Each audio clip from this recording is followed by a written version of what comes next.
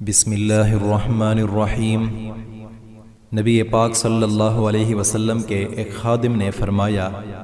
فرماتے ہیں میں نے اللہ کے نبی صلی اللہ علیہ وسلم کو ارشاد فرماتے ہوئے سنا۔ آپ فرما رہے تھے کہ جو آدمی صبح اور شام کو 3 مرتبہ یہ کلمات پڑھ لے، رضیت باللہ ربا وبالاسلام دینا وبمحمد نبیا، تو قیامت کے ہولناک اور خوفناک دن میں جہاں نفسی کا عالم ہوگا، جہاں کوئی کسی کا پرسان حال نہیں ہوگا، ہر شخص پر خوف اور لرزہ طاری ہوگا،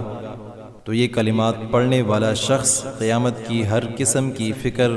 خوف، گھبراہٹ اور پریشانی سے محفوظ اور مامون ہوگا، بلکہ اللہ اسے اپنی خصوصی رضا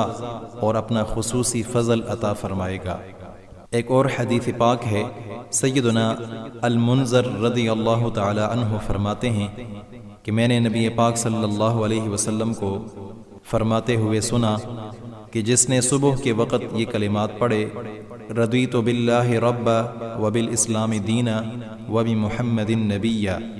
تو نبی پاک صلی اللہ علیہ وسلم ارشاد فرماتے ہیں کہ میں ضامن ہوں کہ قیامت کے دن اس کا ہاتھ پکڑ لوں اور اس کو جنت میں داخل کر دوں۔